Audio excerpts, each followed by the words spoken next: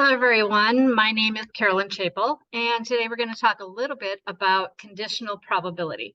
I'm going to kind of work into this using an example. And this example is going to be, we have a box, and it's going to contain some wooden pieces. Our wooden pieces are either square or circular in shape, and they are either red, yellow, and blue. And what I've done here is just kind of written the number of each of those particular pieces we have. So this 7 means that in this box, I have 7 red square pieces. I've also put in the totals to help us out. And what we're going to do is we're going to draw one piece from this box. And I want to find some probabilities. So what is the probability the piece we draw is, and let's just go red. And I'll use the letter R for red. Probably use a Y for yellow, B for blue. We'll use an S for square and a C for circle. So I could kind of use some shorthand notation, P, probability that our piece is red. Or if you want to even get it shorter, probability that the piece we draw is red. Okay, so now I haven't given us any restrictions. So the probability that this is red is going to be the number of red pieces we have in our box out of our entire number of pieces. So that would be our 15 out of our 35. And of course, we should spend a little bit of time reducing our fractions. We can divide each of these by 5, and we get that that is 3 out of 7. We can do some more of these. What is the probability that our piece is a square? Using our S for square. So again, it's going to be the total number of squares that we have, or square pieces, which is 18 out of 35. So here's what we have for that. We might even ask ourselves, what is the probability that it is red and square? So here we're looking at, out of all of our pieces, what is the probability that I basically drew a red square? So that's going to take me in here, and I have to look at how many red squares I have, which is 7 out of our 35, or reducing down to 1/5. Again, we can remind ourselves that we could write these in fraction form. We could write this as a decimal, which is 0.2, or we could write it as percentages. So 20% of the time we will draw a red square out of our box. What happens though if I give you some extra information? So let's say I draw this piece and I want to know what is the probability. And I'm going to write this one out again, longhand. Probability that the piece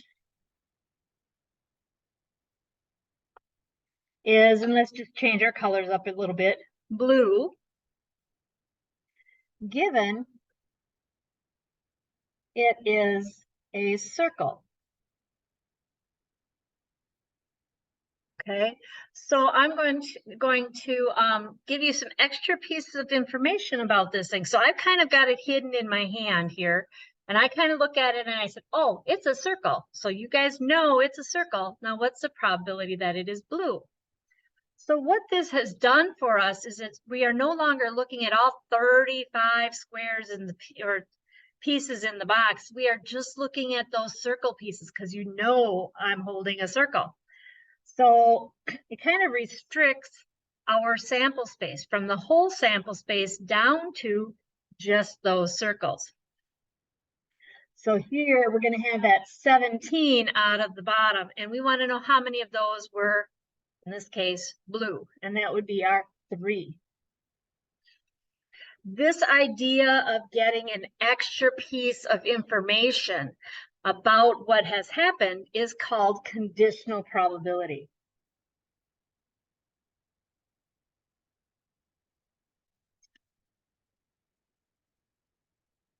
you have been given a condition.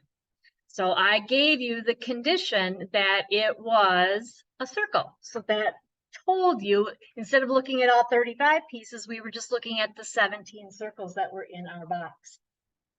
We can denote this with some other very similar pieces here. We'll still use that probability. And I'm going to use my blue and circle piece. So I'm going to write this as blue. Then what we do is a straight up and down line. This is the given. And then we are tell everybody what that given information was after. So I am asking myself, what is the probability the piece is blue given, this up and down line is red as given, it was a circle. Okay. And what we did is we looked at just those 17 and we have our blue pieces. Let's do a few more so we can get the hang of it, and then we'll get a formula, some sort of general formula. I'm going to kind of pull this back up so we can see our table. And I'll kind of cover up my notes there. And we'll look at what is the probability of, let's say this time, circle given blue.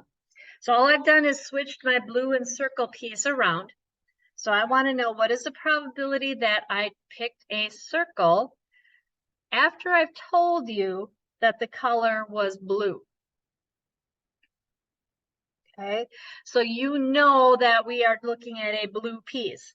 So I'm restricting all my pieces to just those 11. So the 11. And I want to know what is the probability that I have a circle, and that would be my 3. So you kind of have to make sure you are aware of which piece is the given portion.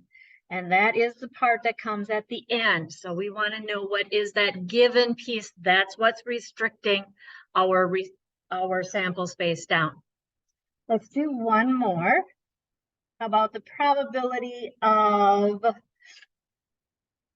let's do yellow given square. Okay. Give you a few seconds to think about this. Probability of yellow given is a square. So this is our restriction. So we're looking at just our squares. That's our 18. And then we want those yellow. So that's our 3 out of 18, which again, here I would reduce down to 1/6.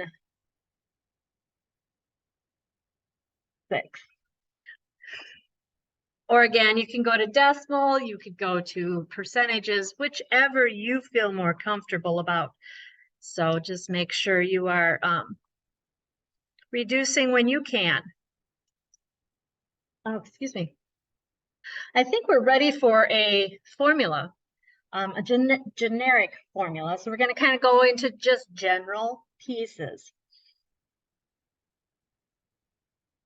General equation. Okay, so what we're going to have is we have 2 events. Let E and F. We like to use E and F for events, be 2 events. And I'm choosing E and F as, since they do not have anything to do with our problems, for us, Y and S are 2 events, yellow and square. We have a number of different events for our example, but let's just say we have 2 of them. And I want to calculate the probability of E given F. Okay, so I'm going to kind of go back to my example here and kind of see if we can figure out where these pieces come from, or these numbers come from. Okay, this 3 that we had, we can take the bottom first, that's usually a little easier. The 18, that came from our restriction. So that was our given piece. So our bottom number is going to come from that F. And we actually write the probability of F, although we could just write the number in F. but it's easier to do it in more general terms because sometimes we don't have numbers anymore. We don't have the number of ways that that happened. We have the probability that that happened. And I'll do another example so that we can see that after I get some more information. Now this top number, that 3 that we had, that was our 3 right here. That's the piece where these two things overlap or intersect. So that is your probability of E intersected with F. So the intersection of those two things, or where they happen at the same time, divided by the probability of F. Again, you can use the number in that intersection over the number in F, because to calculate probabilities, we would have the number in this piece out of the sample space, the number in this piece out of the sample space, and that sample space number would reduce itself. Okay, so we could have had the 3 out of 35 divided by, what I mean by that, the 3 out of 35, the 18 out of 35. We're taking a fraction divided by another fraction, which means we're going to multiply by the reciprocal. That sample space number kind of disappears. But there will be times where you don't have the original numbers. You actually just have probabilities. So let's get some other information that we have, and then we'll do a couple examples with that too. There are some, the general multiplication rule.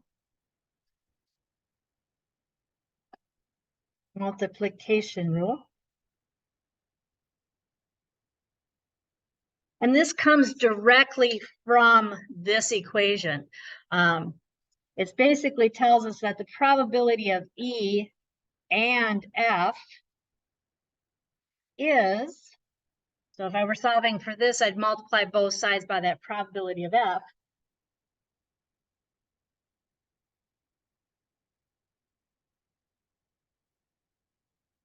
Probability of F times the probability of E given F. Or, because E and F could have been written differently, I mean, E and F is the same as F and E. If I had been looking for F given E, it would have been the same thing.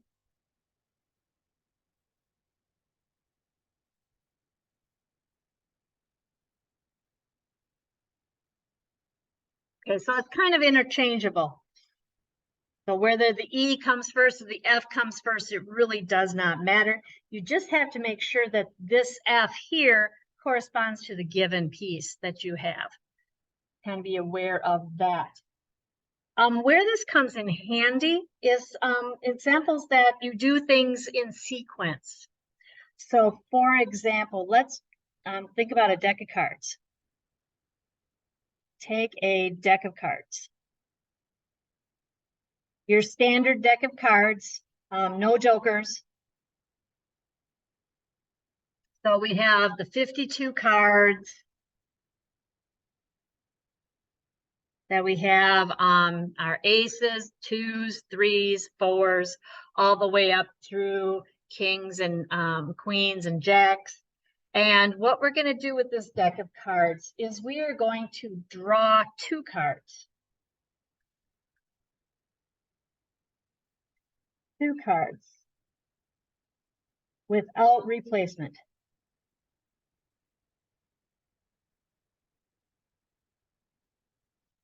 Okay, and what I mean by without replacement is I'm going to draw 1 card. I'm not going to put that card back into the deck, and then I'm going to go in and draw another card.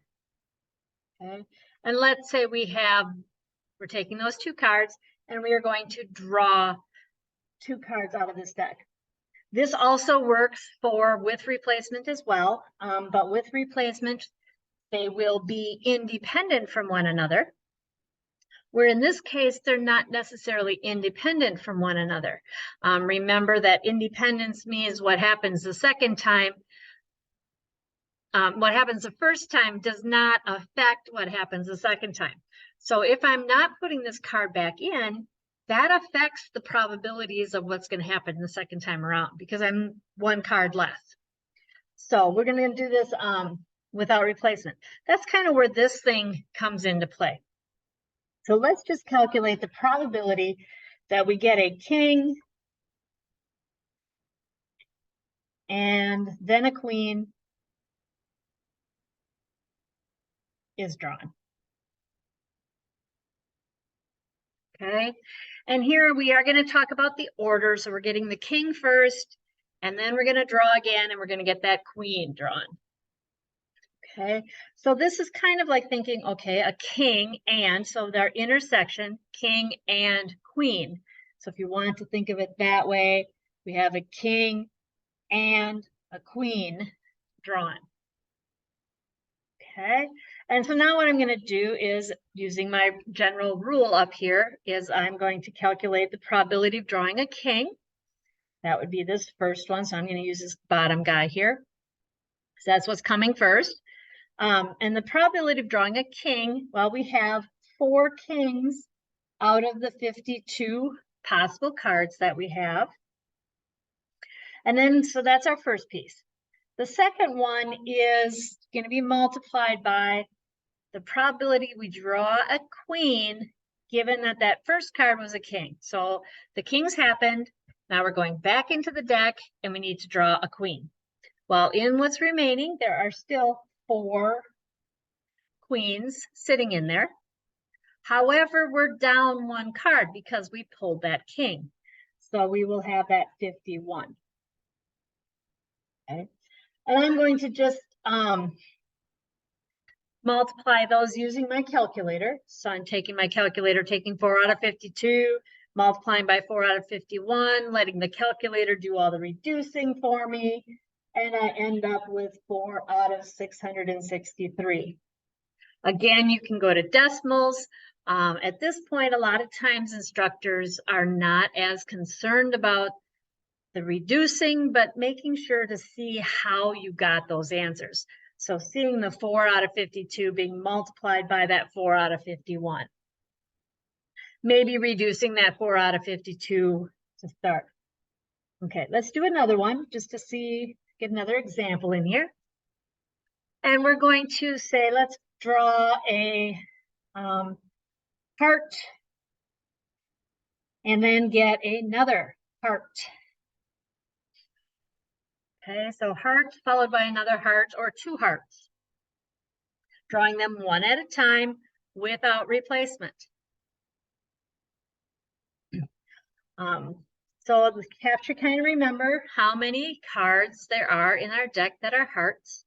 And the deck of cards are made up of 4 different suits: the hearts, the diamonds, the clubs, and the spades, an equal number of each, namely 13. So we could have said, well, we're going to take 13 out of the 52. That's how we get that first heart. But now the second piece, since they are not independent anymore, that's where this general multiplication rule helps us. And we're going to say, what's the probability of getting a heart the second time, knowing that I got a heart the first time? Well, since we drew one of our hearts the first time, we only have 12 left. And knowing we drew one of our cards the first time, we have 51 cards left. Again, I will use my calculator to multiply these together and reduce it down to the 1 out of 17.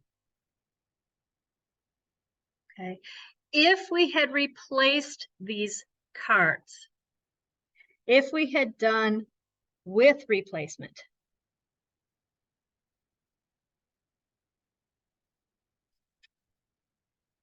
okay, things are done similarly. And this was that rule, that multiplication rule that we had earlier in this chapter. And it would have been probability of getting a king and a queen. Since they really don't affect each other because we're putting the card back, what I do on the first draw isn't going to affect what happens the second time because the card went back. So let's call this guy A and this guy B. A would have been the 4 out of 52 times again a 4 out of 52.